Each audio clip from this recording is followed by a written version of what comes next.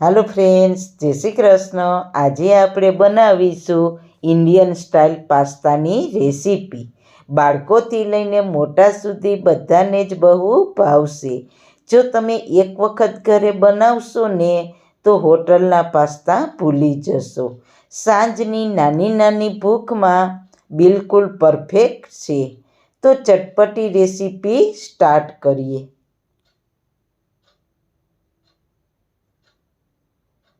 Recipe start કર્યા પહેલાં જો તમને મારી રેસીપી ગમતી હોય અને હજુ સુધી ચેનલને સબસ્ક્રાઇબ ન કરી હોય તો પ્લીઝ સબસ્ક્રાઇબ કરજો અને બાજુમાં આપેલ ઘંટડી દબાવજો એટલે નવી નવી રેસીપીના નોટિફિકેશન મળતા રહે.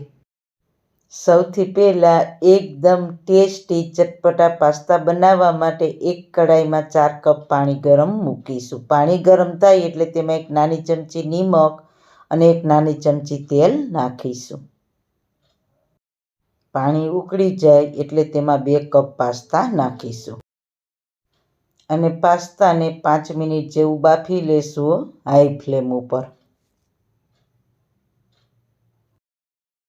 3 મિનિટ જેવું થયું છે તો 3 મિનિટ થાય એટલે જો તમારી પાસે મકાઈના દાણા હોય તો તમે અડધો કપ મકાઈના દાણા 3 મિનિટ પાસ્તા બફાઈ જાય પછી નાખવાના, એટલે પાસ્તાની સાથે મકાઈના દાણા બફાઈ જશે.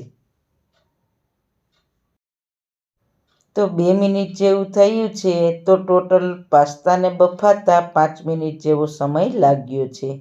તો તેને ચેક કરી લઈએ.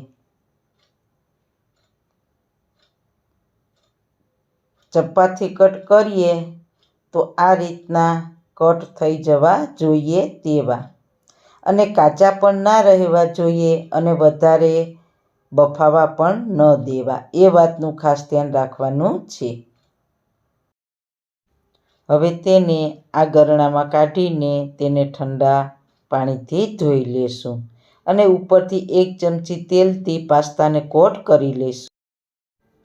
હવે કઢાઈમાં 1 ચમચી તેલ અને 1 ચમચી ઘી ગરમ મૂકીશું.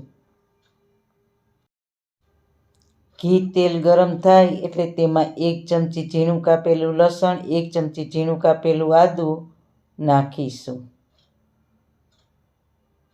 2 મીડિયમ ઝીણી કાપેલી ડુંગળીને સાતળી લઈએ. ડુંગળીને 3 મિનિટ જેવું સ્લો ફ્લેમ ઉપર સાતળીશું. ડુંગળીનો કલર ચેન્જ થાય ત્યાં સુધી સાતળીશું. તો તમે જોઈ શકો છો હલકો પિંક કલર ડુંગળીનો થઈ ગયો છે. તો હવે પછી તેમાં 3 ટમેટાં લાલ હોય તેવા અને મીડિયમ સાઇઝના આ રીતના ઝીણા સમારેલા નાખીશું અને સારી રીતના મિક્સ કરી લઈએ. અડધી ચમચી નિમક નાખીને સારી રીતના મિક્સ કરી દઈએ અને જ્યાં સુધી ટમેટાં સોફ્ટ થઈ જશે ત્યાં સુધી પકાવીશું અને ઢાંકણ ઢાંકી દઈશું. વચ્ચે એક વખત ઢાંકણ ખોલીને હલાવી લઈશું. 3 મિનિટ થઈ ગઈ છે. ટમેટાં સરસ સોફ્ટ થઈ ગયા છે. જો તમારે ટમેટાં સોફ્ટ ન થયા હોય તો ફરી ઢાંકણ ઢાંકીને 1 મિનિટ થવા દેવા. પાસ્તામાં ટમેટાને એકદમ સોફ્ટ કરવાના હોય છે.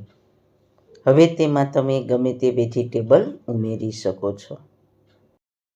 તો હું 1/4 કપ ગાજર ઝીણું સમારેલું અને 1/4 કપ કેપ્સિકમ ઝીણું સમારેલું નાખીશ. મિક્સ કરીને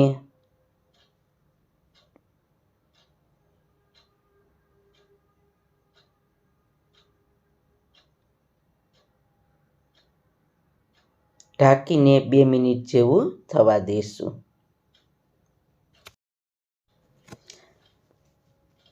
ગાજર કેપ્સિકમને ક્રન્ચી રાખવાના છે, તેને વધારે પડતા કૂક નથી કરવાના.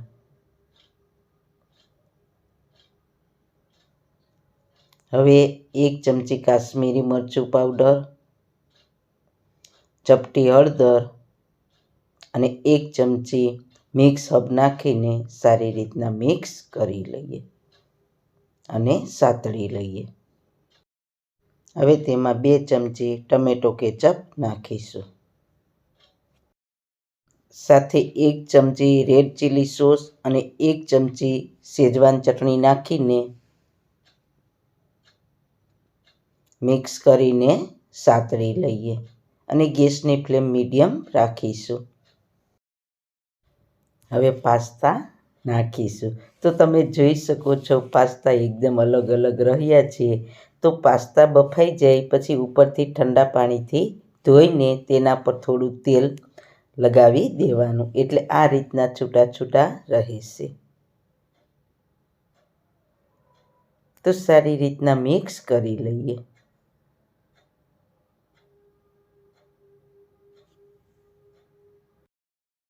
તો પાસ્તા અને સોસથી સારી રીતના કોટ થઈ ગયું છે.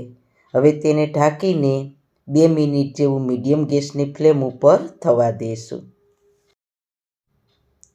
એક વખત વચ્ચે ખોલીને મિક્સ કરી દેવાનું. હવે સરસ પાસ્તા થઈ ગયા છે. તો તેમાં આપણે થોડું ચીઝને છીણીશું.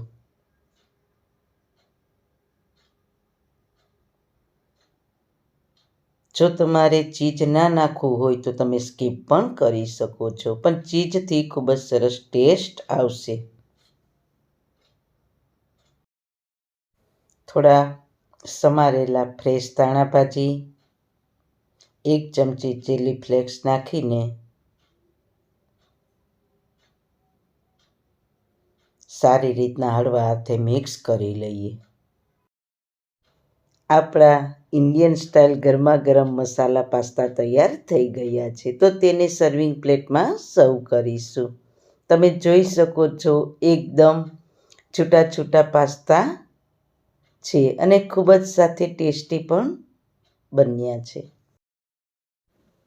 જો તમે આ રીતના એક વખત બનાવશો તો કાયમી આવા જ તમારા ટેસ્ટી પાસ્તા બનશે. તો ઇન્ડિયન સ્ટાઇલ દેશી મસાલા પાસ્તાની રેસીપી જરૂર એક વખત ટ્રાય કરવા જેવી છે.